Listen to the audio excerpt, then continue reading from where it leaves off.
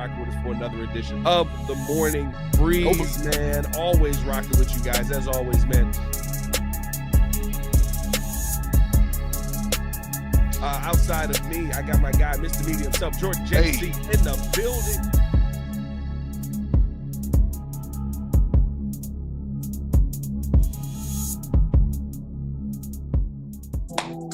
Clap it up.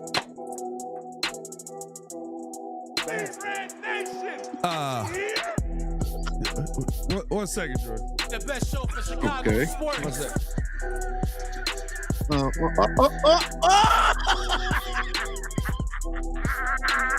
What was that? Yeah. Didn't I tell you, don't be playing with us in the fourth quarter? Didn't I tell you? Get your... Yes, Daddy. Yes, Get your... yes. Bow down, baby. Oh, there we go. Who's your father now? Oh, that's how you get the job done.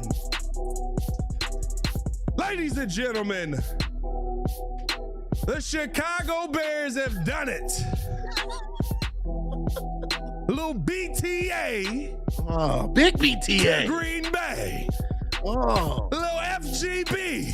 that's right. Put them in the chat. We got to react to the game. Sweet baby Jesus. We got to talk about the fact that we got the Rams coming up.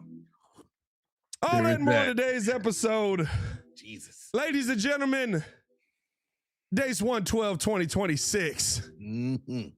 And it's always FGB all 2026. Bear down, baby. I got stuff going in my freaking background is then flipped on me. Give me a second. I don't know. Let the music play. Hey, I'm going to keep dancing. Oh, we got it. All that and more in today's episode of The Morning Breeze. Hit that like button. Subscribe to the page. Oh. Leave a 5-star review. Y'all know what to do. Soo Young. After a Bears playoff win, what do the people need to do? Come on. Push the button. Come on. Push the button. Come on, push the button. Yeah, come on, push your button. You heard what she said. Oh, y'all heard what Soo Young said. Don't maybe get the belt back out. Come on now. Hit that like button, man. Make sure you hit the thumbs up. George JC, how you feeling, my guy? Woo! That's how I'm feeling, baby. If it's one thing and if it's another thing, the Bears have expelled their demons. I know we're going to get into all of it, but the Bears have expelled their demons, Pat. Oh, it's a meaty Monday. Hold on. I done threw the belt. Hold on. I need Yeah, come on. You get it back. We using the belt all doggone. Because I got one more. Jimmy Hoffa, where you at? Oh, Jimmy. Bring yo. Tell back, him boy. through it, You ain't. Stop running. Stop. You ain't going Stop outside. running, Jimmy. Get your nope. Move your head. Move your head. Move your head. Y'all don't Come punish on, me the dog. whole year. Whew. The Chicago Bears. Listen, I ain't say it was pretty. It was ugly. Oh, it was ugly. I ain't say everything was perfect. It was ugly. Right? But sometimes you find a way to be a team of destiny. There you And go. if there's one There you thing Team of Destiny. that you have to say out of all of this, it is that when the chips are down and you need somebody on your side, the guy you want to have there is Caleb Williams. The guy that you want on your side, the guy that you need to go out there and get the job done, you need Caleb Williams.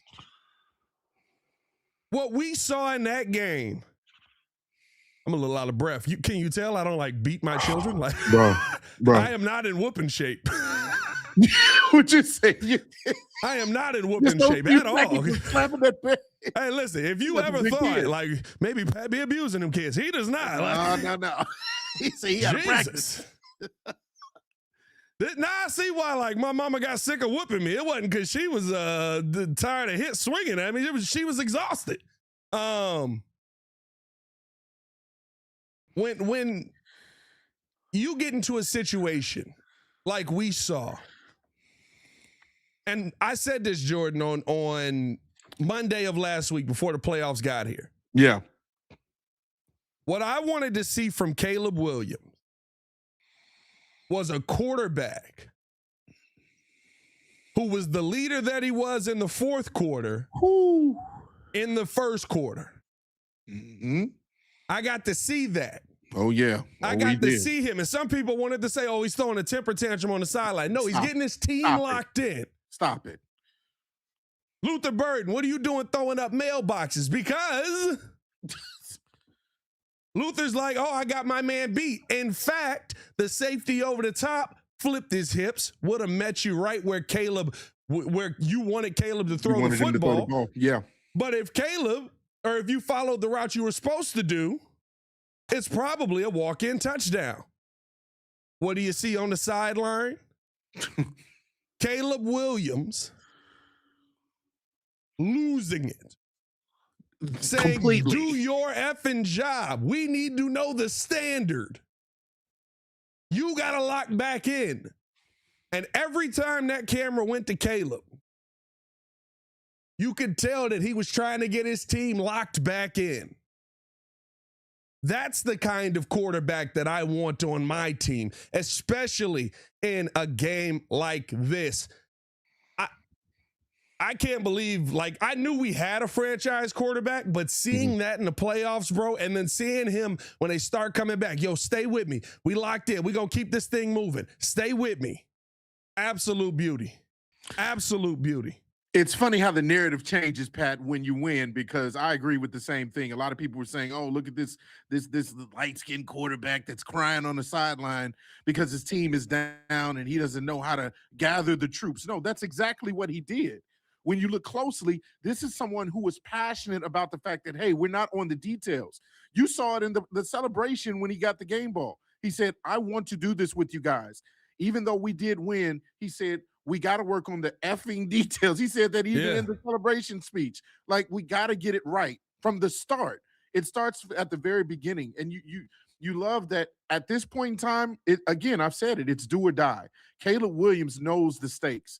And that's why you see all the emotion. Everything is on the line. And so when you need your wide receiver, we've praised Luther Burden all of this year for being as special and talented. But even on the start of that play, you saw that he was lined up wrong because Caleb was like, hey, you're over here. Move. And so that was kind of completely blundered from the start. So for me, you're seeing the maturation of Caleb Williams. We talked about what does he need to do to step up to be that leader that Ben Johnson wanted in the middle of the season when he called out technically the entire team, quote unquote, for those that needed to step up and show it. Caleb Williams is showing it not just in his production, in the stats, but he's showing it vocally. You caught a couple of times in the camera where he was not he was not impressed with the performance of the offense. Obviously, in the first half, only scoring 3 points. That was putrid. But you saw the recovery. Obviously, we already know what happened in the fourth quarter. I know we're going to break that down. But as you mentioned earlier, this is a team of destiny. And I wanted to make sure I got this quote right because I thought about it. I was like, what did he say? You remember when Thanos in the Avengers movie said it? And he said it perfectly, Pat. He said, dread from it, run from it, destiny arrives all the same. In time, you will know what it's like to lose. Shout out to all my Green Bay Packers fans who know what it's like to lose now. You almost got away from it, but now you know what it's like to lose in that fashion. Now you got to wear it. Caleb Williams said, you wanted us, you got us. Absolutely a thing of beauty, man. Like we got a lot to break down on today's episode. Listen, it wasn't all perfect, right? Like the first half of the game is very indicative of what it is, of what we've been, right? It's a situation where you wish that it would get better. You wish that they could figure more things out. You wish that there were more answers for some of the struggles that this Bears team went through in the first half. I can't tell you that it's not going to happen versus the Rams when we go play them. Like there's another tough one. Yeah, it's unfortunately who you are at this point. But the fact that I look at the first half And again, I feel the same way, right? Who was the guy on the Packers? I don't even remember. Who cares? He probably won't be there next year. Tayshaun Nixon. Was it Kayshawn Nixon who said that was like, it was nothing the Bears did. It was everything that we did. I don't know who that was. Yeah, he was like, man, no respect to them, but we really messed it up. We it was on us and not whatever. Right. It is what it is, right? Like here's my thing. It's everything the Bears did. Yeah. It's everything the Bears did because the first half of that game was absolutely putrid. It looked like a team that had never been on a football field before. I had tweeted out, I was like, listen, like this is a team, if we're being honest, where their lack of playoff experience is 100% showing. Mm-hmm. Because in the playoffs, you don't get that many chances. The Bears probably used up all of their playoff luck right now. Oh, was it Jonathan Bullard? Oh, Jonathan Bullard. He said it's nothing special that they did. Yeah. Okay. Yeah. What about the fourth quarter? Yeah, shout out to the chat, man. Shout out to y'all in the chat, man. We ain't even shouted out the chat. I'm sorry. I got a new setup. OBS decided to reset on me today. We got Ty Jackson in the building. We got Pterodactyl Pops in the building. Lord Crimson in the building. Yes, Jay Grizz in the building. Baki in the building. Javon Bullard. I'm sorry. I said Jonathan Bullard. Who's Jonathan Bullard? He played for the Bears? Actually, he used to be on our team. I think Jonathan Bullard was he on used our to be team. a Bear. Austin Grimes comedy in this smug, man. Shout out to all of y'all, man. No Crimson yet. No, I'm sorry, not Crimson. No Jimmy Hoffa yet. Chadwick with the super chat, he said, LFG, bear down from Connecticut. They wanted us. They hot us. I think he meant got us. Hey, that's fine. But it was hot. It did come off hot. But no, like I look at this game and I go, it's everything that the Bears did in the first half.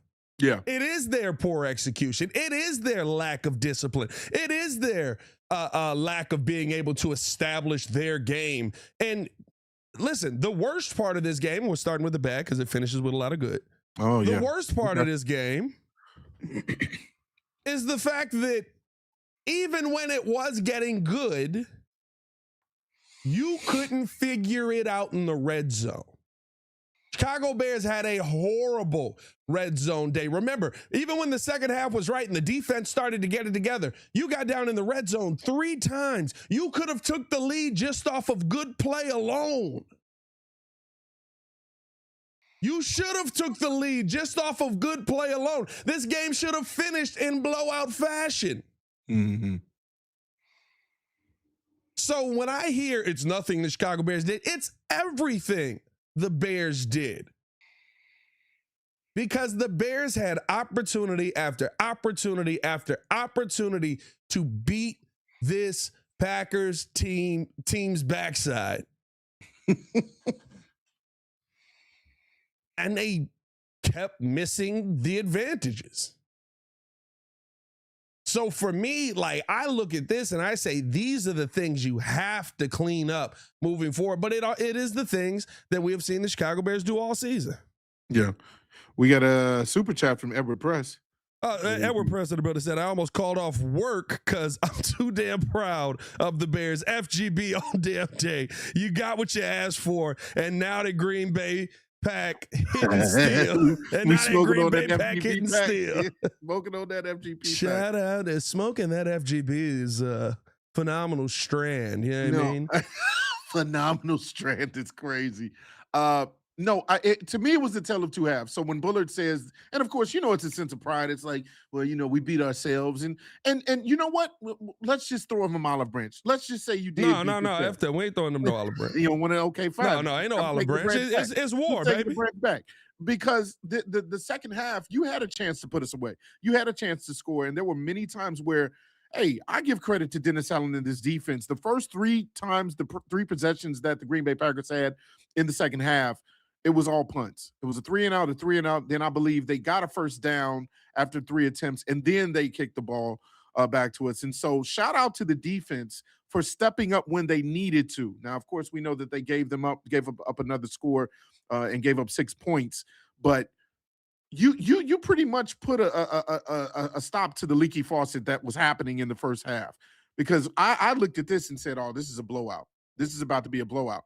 And the reason why I'm so confident, you talked about, us going into the matchup with the Rams. And I know, again, that's going to be the topic coming up. But for me, I feel like this was the hardest challenge. Call me crazy, but I feel like this was the hardest challenge. You know why? Because I said it on the stream yesterday. When it's you versus your big brother or your little brother, you may be the more talented one. But every time you grow up and you're playing, like, let's just say basketball with your brother or football in the yard with your brother, you all know your tendencies. You know exactly what your brother is going to do. You know his when he's going left. You know when he's going right. You know the type of crossover move. You know the step back. You know when he's trying to drive to the lane. Yeah. Like, you know the different little things that he shows, the little details. And so he may not take advantage of you as he would versus somebody who has never played him, the guy down the street, or somebody that he goes to the rec league and plays against, because the little brother knows his every single move, or the big brother knows your every single move. That's how I feel the matchup is with Green Bay. You've mentioned it. We've mentioned it multiple times that Green Bay and Chicago know each other so much that this isn't a issue of talent. It's really about who wins at the end of the game, who's putting forth the best effort, who's giving attention to the small things and the details. And that's exactly that is exactly what happened in the second half, as the Bears got better at the details on defense, stopping the run, stopping Josh Jacobs from getting chunks of yards like he did in the first half, getting a little bit more pressure. Ben Johnson said as much. I give a shout out to Montez Sweat for at least getting around the quarterback a little bit more in the second half and causing that pressure, causing a little bit of a mental clock speed up with Jordan Love. And that's how you get back into the game. And then, of course, as you mentioned, now the offense starts to churn. There were opportunities where we could have put them away with the constant field goals. I thought this was going to be the Cairo Santos game for a while until we actually got into the end zone. So, yeah, there's things to clean up. We definitely have to improve in the red zone. We have to improve when there's chances to be made, because the next matchup is not going to be easy. But I feel like because now where we're at, we've learned a lot in our first playoff game with these guys. We'll see. I mean, I don't know. I can sit here and say, yeah, they're going to fix it, and this is going to be right, and this is going to be – I have no idea. We'll see. We might be sitting here sweating another one out. I love Ty Jackson's comment. He said, Jordan Love heard those saxophones at the end of the game when he was running around back there. Like the saxophones that show up in a black movie when somebody about to die. That's what he heard. Oh, ain't that the Wire thing? Is it no. Remember, like Ricky when he went into the down the street, bro. Like, no, I want to win. Jordan. For some reason, Rajon Rondo shot him. I don't know.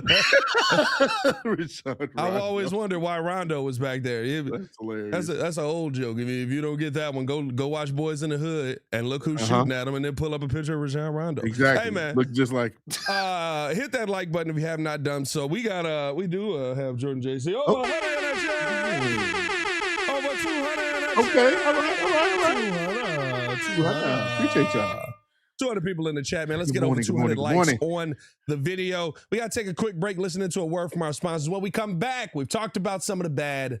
Now we got to talk about all of the good. And, of course, preview this upcoming Rams game that we have here. All that and more on today's episode of The Morning Breeze. What you got before we go to break? No, the super chat that just came up. Shout out to all the ladies that's about to find a new baby daddy in Cancun from Green Bay. I love it. We'll be right back right after this, man.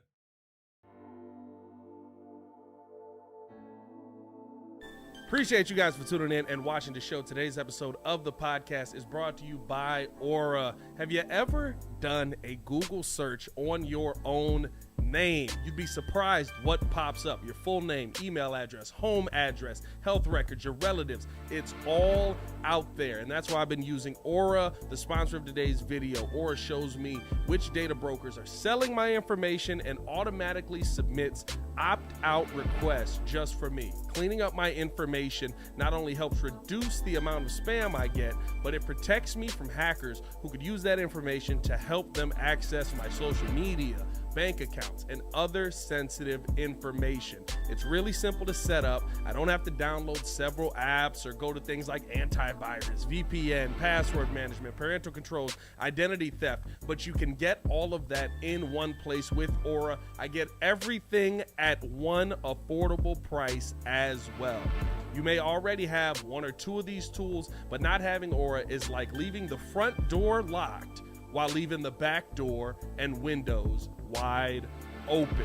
For you to be able to take advantage of Aura, we got a special deal for you here today. Stop data brokers from exposing your personal information. Go to my sponsor at https://aura.com/the Windy City. Again, that is aura.com/the Windy City to get a 14-day free trial and see how much of your information is being sold.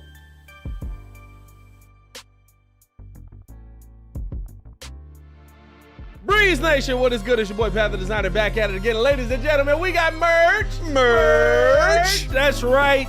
New website, new merch, all out. We've been telling you guys to pull up on us. Now you can at twcbreeze.com, where you can find out all of the latest stuff going on. What all can they find there, Super Producer? Listen, you can join the nation, sign up to our mailing list, and be up to date for events and news. You can also visit the shop page and order merch, because we have t-shirts, we got hoodies, we got mugs, we got hats, we got all kind of stuff. So, hey, we appreciate you being tuned in with us. And remember to subscribe to our YouTube page and follow us on all our socials. Check us out at twcbreeze.com. He's way too excited. I am.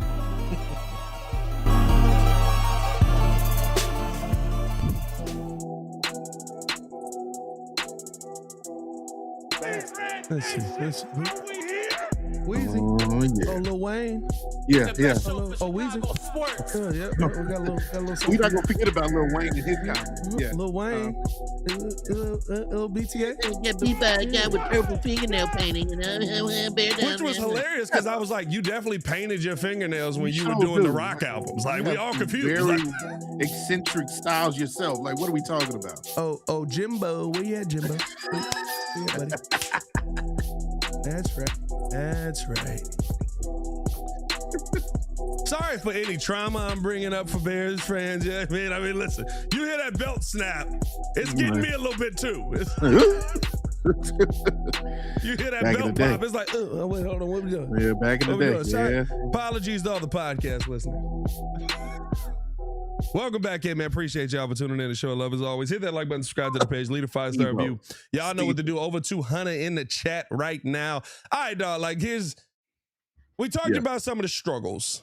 Yeah. Now we got to talk about what we were impressed by, and I mean, we kind of did that too. But it's a Bears win show. F them. Hey, we do it. Let's do it.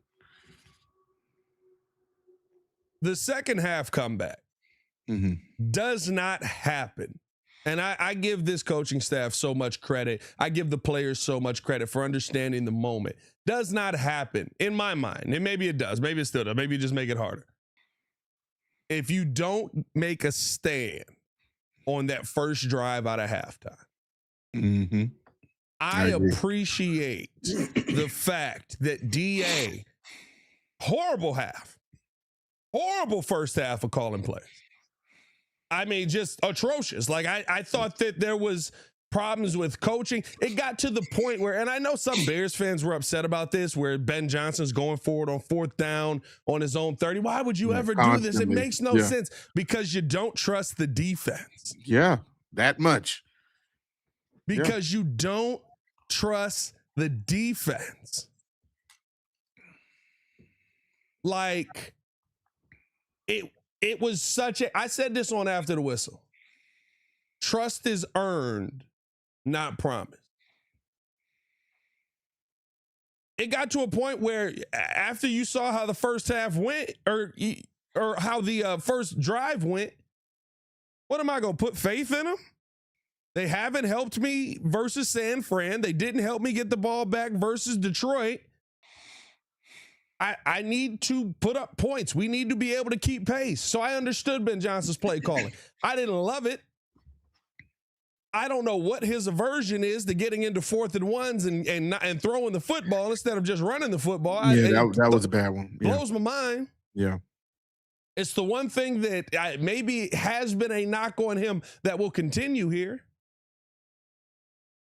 But in that second half, how the play calling shifted, I said shifted, shifted, I thought was absolutely perfect. I thought you put Jordan Love in different situations where he was under duress. I think we got to see just how important Kyler Gordon was, because he essentially did not exist in the first half of that game, maybe because he was on a snap count. And in the second half of that game, he was the focal point for me on defense. I thought the pressure that he provided, some of the coverage that he provided was so crucial out there on a rough day from Kevin Byard, on a rough day from this defensive line overall. Yeah. And getting that first stop was the first moment where I felt like, okay, they might got this. They might be able to fight their way back, because you could see that the defense had figured something out. It's happened twice now versus the Green Bay Packers. And I love the fact that DA was able to switch the play calling up. And listen, this is the style that you're going to have to go with versus the Rams. And you're going to need to see Kyler Gordon on the field a lot more. I get he's on a snap count. I get we don't want to, you have to be sparing with his minutes at this point. If he out there, he got to play. Yeah. Yeah. Because I was about to be like, did we really see this man run out in the Spider-Man mask just for him to never get in the game? Like, what are we doing here? It's do or die. You got to let him play. No, I'm with you, and I agree with you on the point of the fact that there was a lot of scrutiny behind Ben Johnson going forward on for fourth down a number of times. I know in the booth we did, in the studio rather, we did question a few of those times, because I believe there was a fourth and getting to gain, and they were like at the 30 of Green Bay. And so it was like, well, if you turn this ball over now, you're giving them a short field. But I believe one of the first two drives that Green Bay had, you pinned them behind the 30 on your side of the ball, and they still marched all the way down the field within a matter of, I believe, 2 minutes or 3 minutes just to give the score. And I believe that was the first time they scored 7-3, and you had all this momentum coming off of that first field goal and the defense coming out there and then just getting completely taken advantage of. Yeah. So it's like, well, even if you do pin them all the way back, do you believe or do you have faith that they're going to stop them? And now you got all of this as we say, time of possession from Green Bay, and now they could take a whole quarter just to take the lead and score. Now you're only putting up 3 and 3 and 3. Yeah. And these guys got the lead. And so for me, I thought I didn't have an issue that much with Ben Johnson going forward and trying to be confident in his offense, because again, there was no confidence in this defense. It showed. So I do appreciate the fact that when you came into the second half, that those first 3 possessions from Green Bay ended in punts. It showed that there was some sort of attention to detail. And I believe it was a matter of pride too. You got on 21-3 going into the half. It's like, what are we playing for at this point? Yeah. Are we going to get killed? Is this going to end in a 42-6, drubbing by the Packers? And now we're back to thinking that we're little brother and now we have to deal with this for the next year? Or do you care about, the fans? Do you care about the product? Do you care about the season as a whole? Do you care about, covering for Ben Johnson and the handshake? And they're like, there's all this pride that comes into it at that point. I didn't say that picture yet. I got to find that picture. The handshake? Oh, that handshake. That's my favorite. The pettiness by Ben Johnson. I love it. This is now a real rivalry again, where you can honestly say we hate each other. And so again, that's what it all goes into. Do you have the pride to say, you know what? We're not going to get obliterated. We're going to show some sort of effort, even more so than we did in the first half. Of course, you feel like you want to play hard, and you play hard from the first snap, but they really locked in the second half, and you love to see it. Bro, this right here, this one got me, bro. Like that. that little bitty hand. Hey, good to see you. Hey, get your dumb ass. It was like, yeah, okay, sure. Yeah. That one killed me, bro. But no, man, like 100%. And you know what I thought was very key, and Ben Johnson brought this up. He talked about during the offseason and coming into the season, the reason we have this mindset is we have 2 of our leaders on this team who are in one of the biggest games of their lives. And we had them stand in front of the room and explain what it felt like, how you get through it. Joe Tooney and Grady Jarrett, both on opposite sides of 28-3. Kind of petty for Grady in that moment. I'm not gonna lie to you. Grady, stand in front of the class and tell us your most traumatic experience of your football life. Just get all of that out there. But having those guys on the team that have been in this situation in a much bigger moment, and you had to flip the script.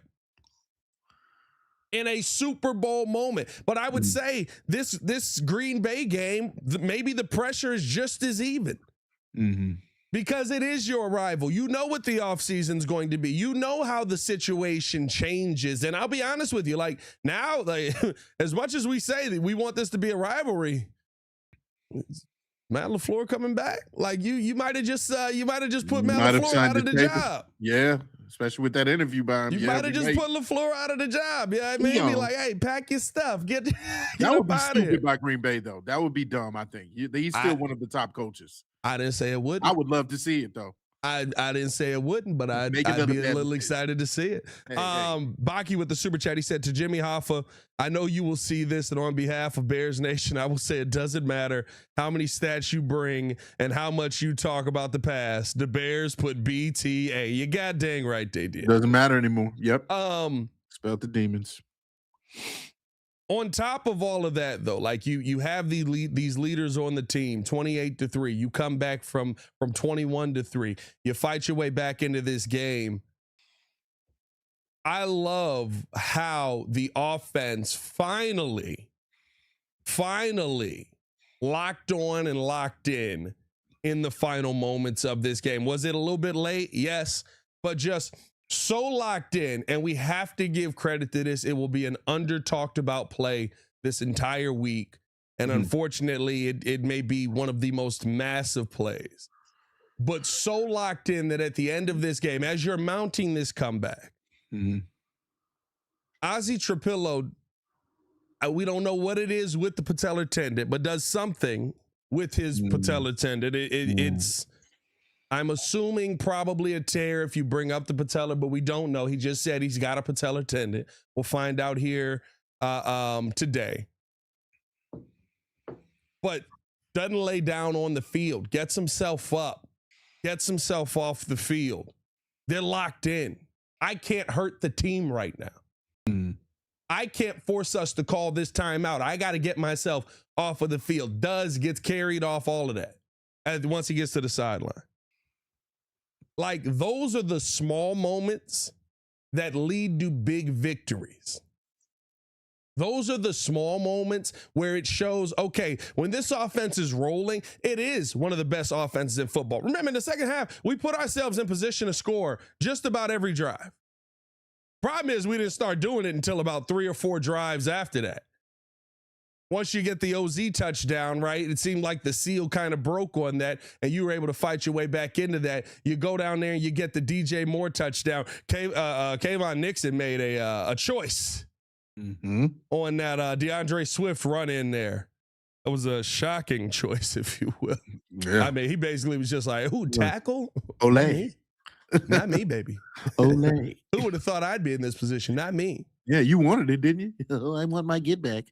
But those are the things to me where it's like those small plays, those like how locked in this offense got, those are the ones that lead to the big touchdowns. You see all of the deficiencies we had in the first half. You see how guys were out of position, out of sorts, didn't know where to be, didn't know what the play call was. And once they figured it out, it was like, oh snap, we're really good at football. Once you figured it out, it became, oh, the Green Bay Packers defense does kind of suck right now. It is a defense that's very beatable right now. It is a defense that can't hold us back. You scored 25 points in the fourth quarter.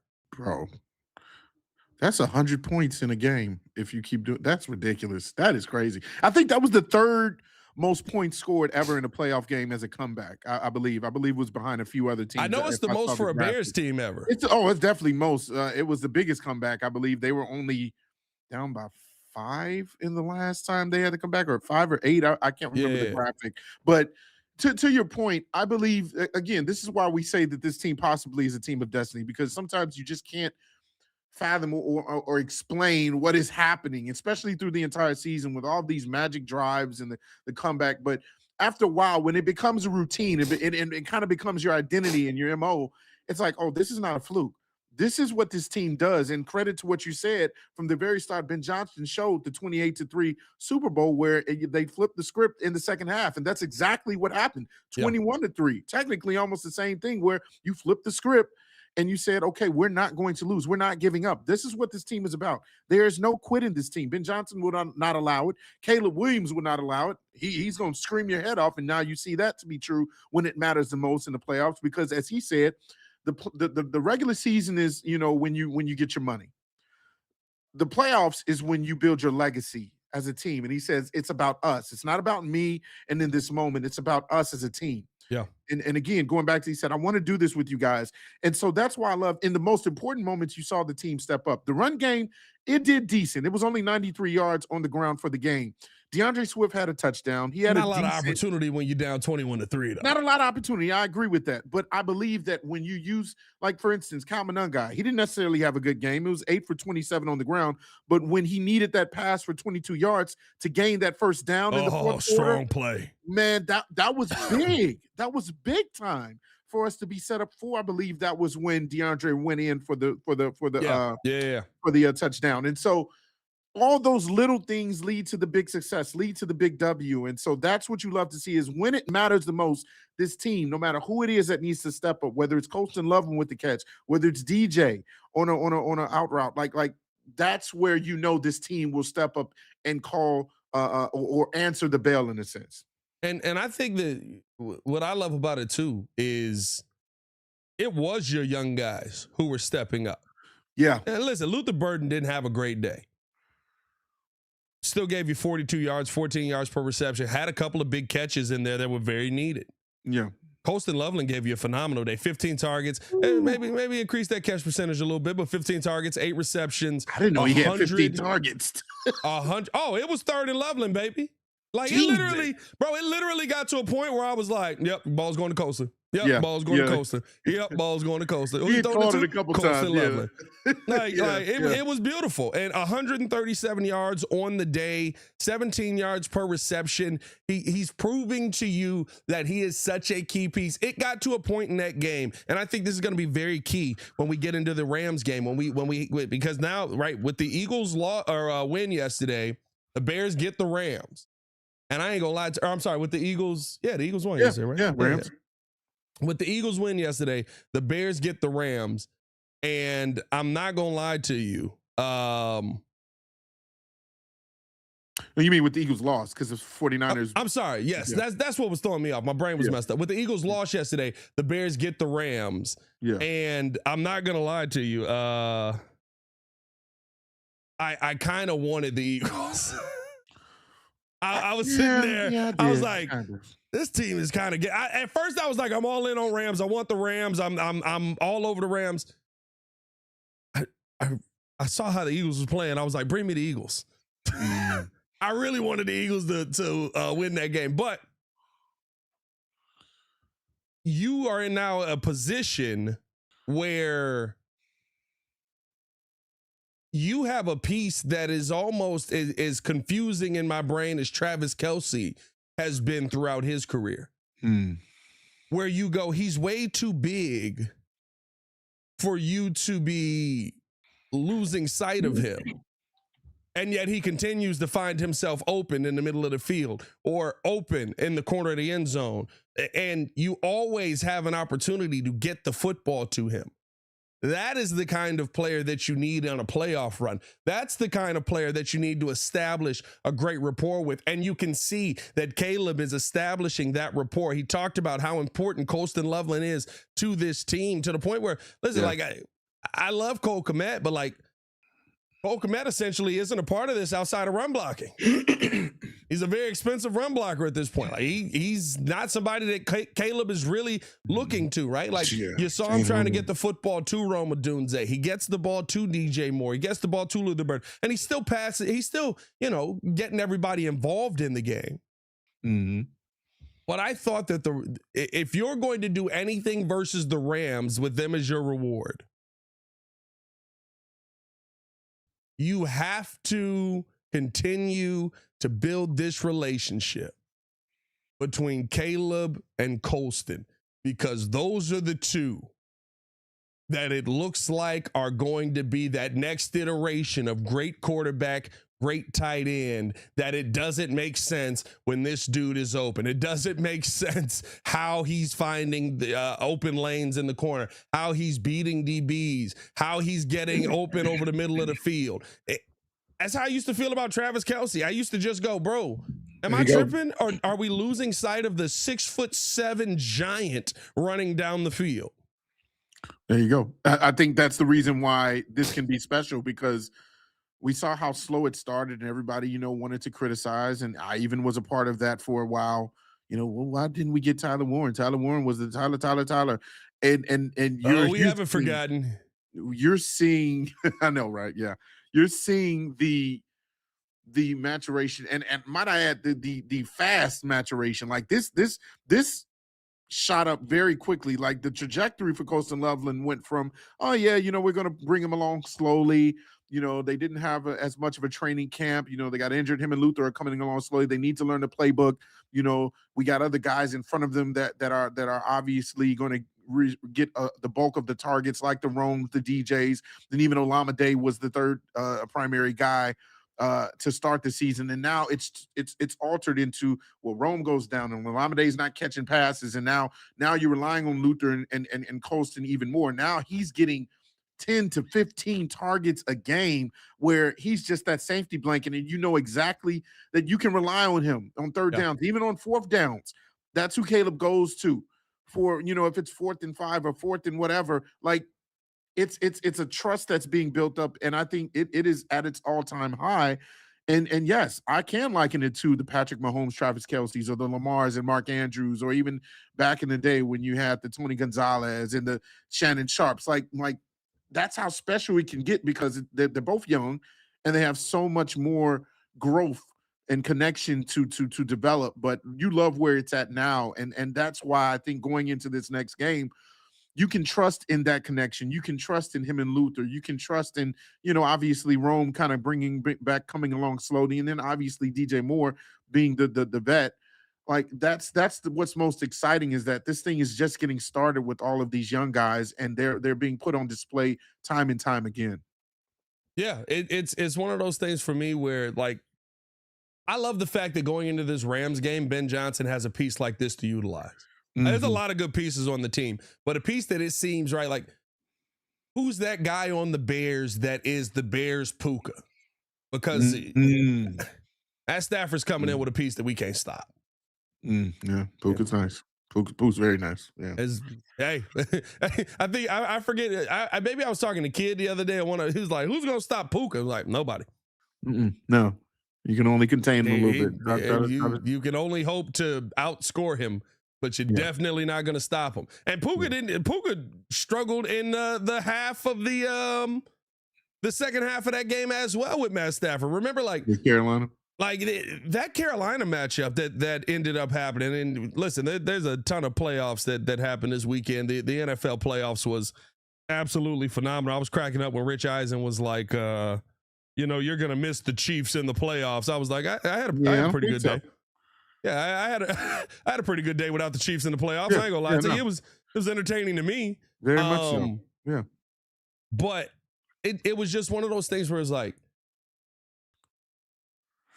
how are you going to slow down an offense that has that kind of piece on it and the relationship he has with the quarterback? You don't. So how do you compete with it? You've got one.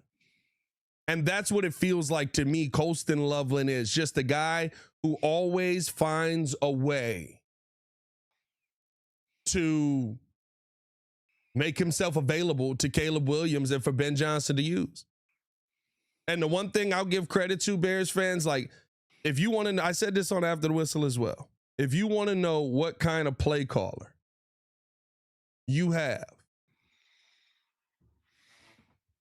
there's a clip online of Greg Maddux talking about pitching to Jeff Bagwell.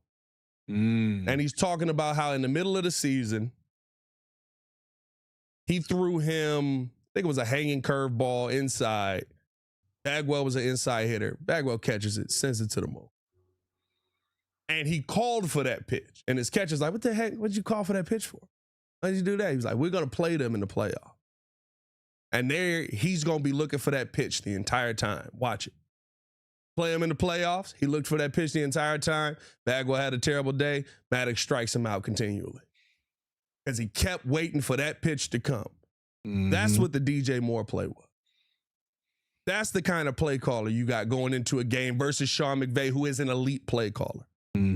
That's the kind of head coach that you have, because that play to DJ Moore was that same setup for that Luther Burden screen that had been working all day, except this time we're not going to it. We got DJ Moore down the field. You have a play caller who has multiplicity set up on every single play. And it's why, right? Is it dumb? Is it stupid? Maybe that DJ Moore play that happens in the backfield where they hand the football off to DJ and everybody's in here losing their minds. Watch for that same setup to be something impactful down the field. That is something where you give them the hanging curve and they're going to be looking for that. And you hit them with something else. That's a great feeling to have going into this game. So you're saying we got a great feeling to have. You're saying we got a coach who plays chess, not checkers. You're thinking about 3 moves ahead. You'll give up your rook to I don't know. I'm not a checkers guy to protect your queen or whatever. You know. Well, that's chess. So you're not a chess guy either. Whatever. Yeah, that's what I meant. Yeah, that's what I meant. So stick to tic-tac-toe, JC. You almost hurt yourself there.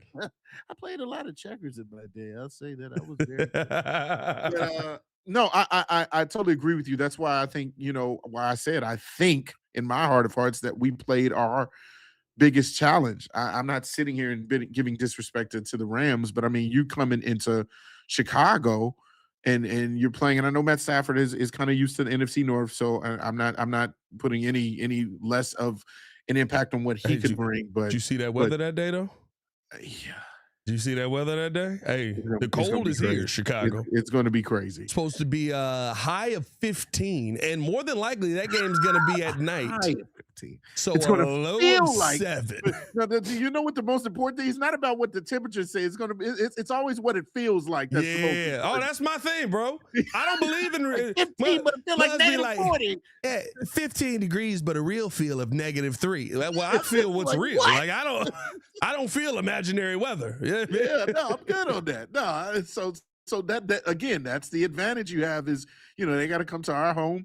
They got to feel the ruckus of the crowd and the intensity of that moment. And so I believe obviously you have a team in the Rams that is going to be ready to play. Matt Stafford is used to these moments. He's a very good quarterback. Obviously, he's up for MVP, possibly could be the MVP for this year in a very, very good season. And you have weapons. Like you said, you can't stop Puka Nacua. I don't expect us to stop him with the backs that we have, but I hope that we have a game plan like we did in the second half where Dennis Allen tightened up and you saw them do a better job of coverage. You saw them do a better job of pressure on the quarterback.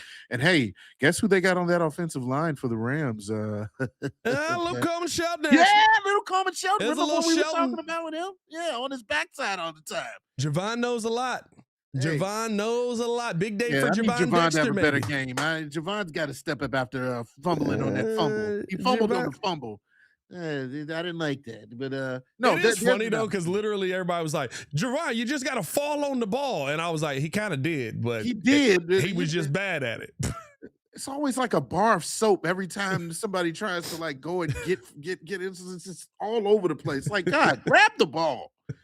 I hated that moment. That moment got me hot in the studio. I'm not gonna lie. I'm not gonna lie to you. It was the only thing that made me go, "Dang, we might actually lose this game." Because even at the half, like I tweeted it out, and maybe a little tongue in cheek, but I tweeted out, I was like, "Down 3 scores, we got them right where we want them, boys." Like. That's essentially what we always do, though. But what got me a little bit concerned was that now the turnovers weren't going our way. Remember, the ball falls in the end zone. Nobody notices bro. it. Did you see the flow graphic of it? Kevin Bedard. I mean, Kevin Byard. Kevin Byard, yeah. Kevin Bedard. Kevin Byard. Blackhawks. Kevin Byard looks like the other way at the wrong time. And then whoever it was, the receiver from the Packers just jumps on it. You had 3 Bears right there to surround the ball. But, Yeah, it was like opportunity after opportunity just kept missing us. I was like, bro, and that was they the only ran a- thing.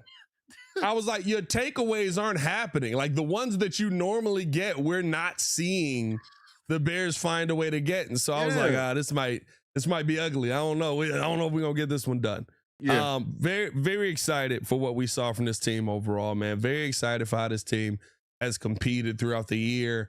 I said this, listen, I would have felt this way coming in today. It would have sucked if the Bears had lost, but what we've seen this season is gravy on top.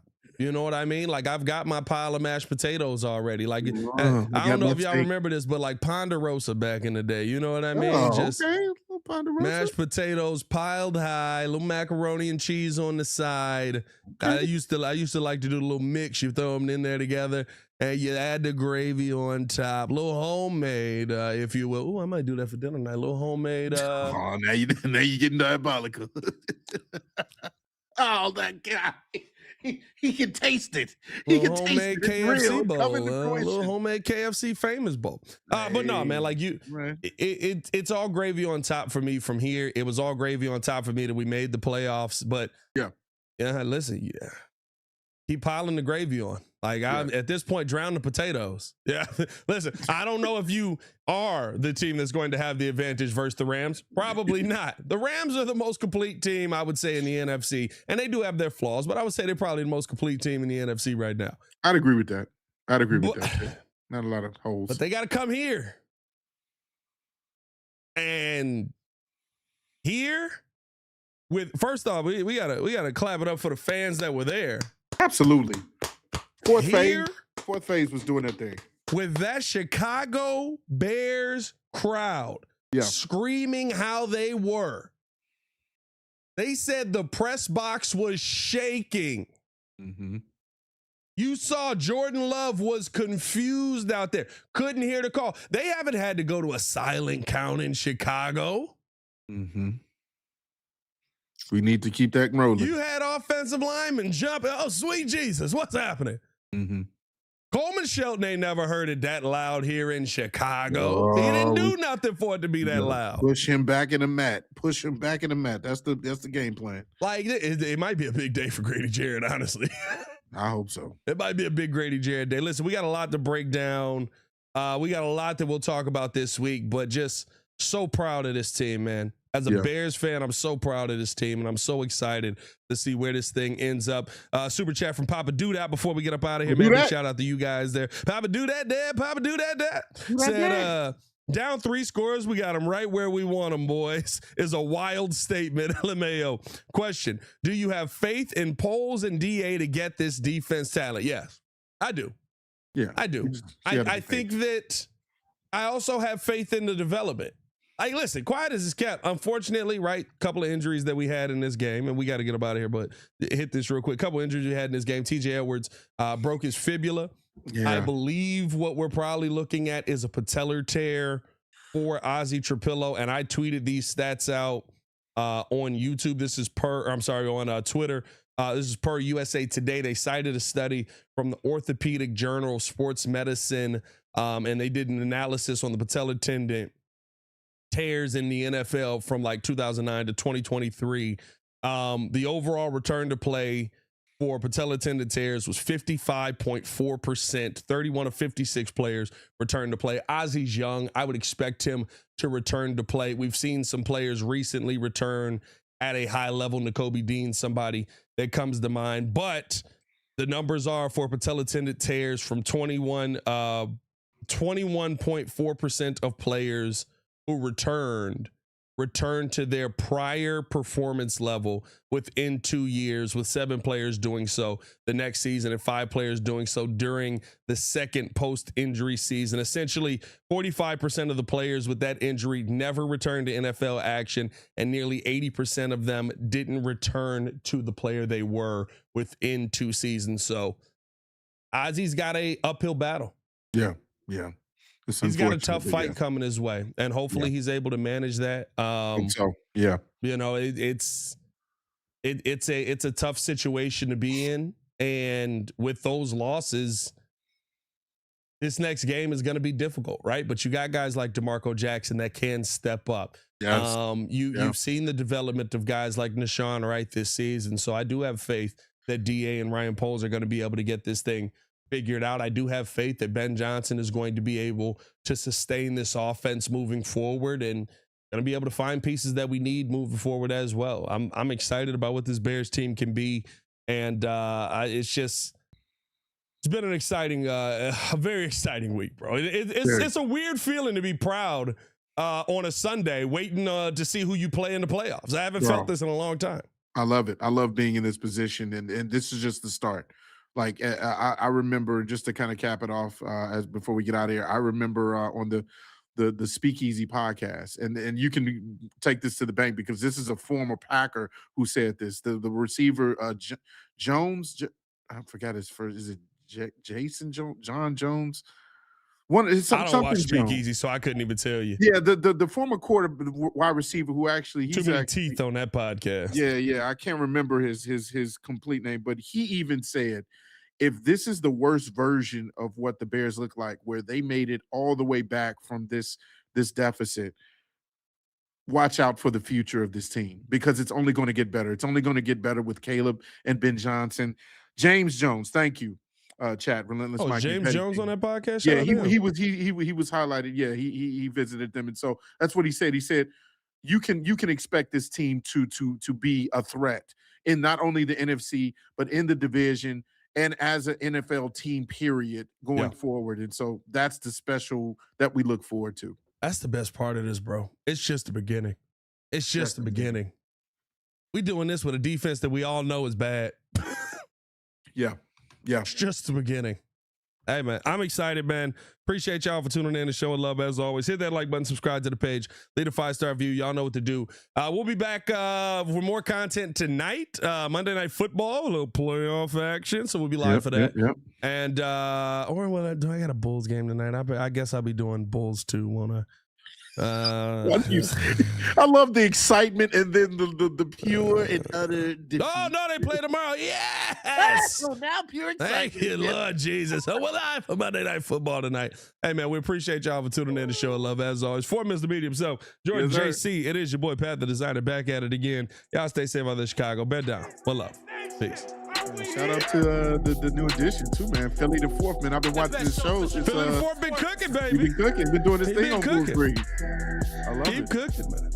Shout out to Steve-O too. I saw your comment earlier. You said MJ said you still got to come through Chicago. Still got to come through Chicago, baby. Come through Chicago, baby. Well, unless we play Seattle, they don't have to come through Chicago.